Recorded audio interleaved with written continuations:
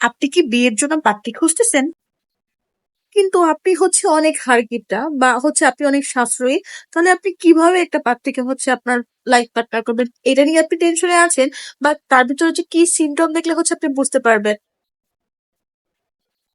তাহলে ছোট্ট একটা টিপস আপনাকে শেয়ার করি। সেটা এমন কাউকে খুঁজুন যার সে 5 বছর বা 5 বছরের বেশি একটানা একই ফোন ইউজ করতেছে।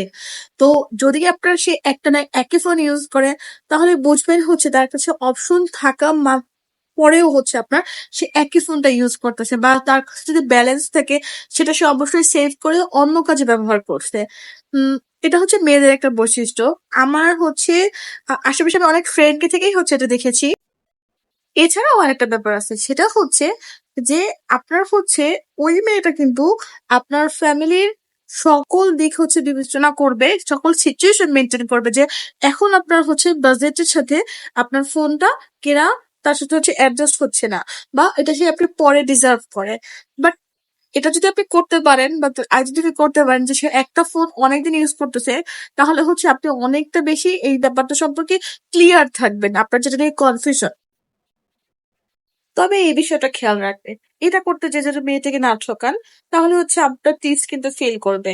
কারণ যদি আপনি ভালো মেয়ের সাথে লাইফ কাটাতে চান তাহলে আপনাকে সে সেভ করবে। আদারওয়াইজ যদি আপনার ব্যাড ইন্টেনশন সে বুঝতে পারে তাহলে কিন্তু আপনার ওই ফোনটার মতো আপনার লাইফটা হয়ে যাবে। কারণ 5 বছর পরে কিন্তু ওই ফোনটা ড্যামেজ অলরেডি হয়ে যাবে। আর তার যদি মেন্টালিটি একবার শিওর করে যে আপনি তাকে ঠকাচ্ছেন বা আপনার ইন্টেনশন ব্যাড, আপনি তাকে তাই দিচ্ছেন না, সে কম্প্রোমাইজ করতে পারতেছে দেখে, তাহলে কিন্তু আপনার লাইফ শেষ। কারণ কি, ওই মেয়েদের আরেকটা অভ্যাস আছে। তারা যখন 5 বছর পর্যন্ত একটা ফোন ইউজ করছে, এরপরে যখন তারা কোনো একটা ফোন কিনবে অবশ্যই তারা 5 বছর আগে যেই দামে ফোন কিনছো তার থেকে 5 গুণ দামে আর একটা ফোন কিনবে। ঠিক আছে? তো আপনি যদি ফিল করেন যে আপনি তাকে ওই ফোনটা ইউজ করতেছে বা তাই বলে আপনি তাকে মনে করবেন সে সবসময় ওভাবে থাকে, এটা কিন্তু না।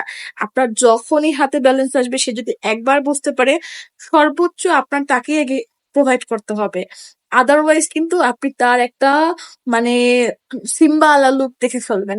তো সিংহাম যদি না দেখতে চান ঘরের ভিতরে, তাহলে আপনাকেও অ্যাডজাস্ট করতে হবে, আপনার মেন্টালিটি পরিবর্তন করতে হবে, আপনাকে বি পজিটিভ একটা গুড সোল হইতে হবে, তাহলেই আপনি একটা ভালো লাইফ পাবেন।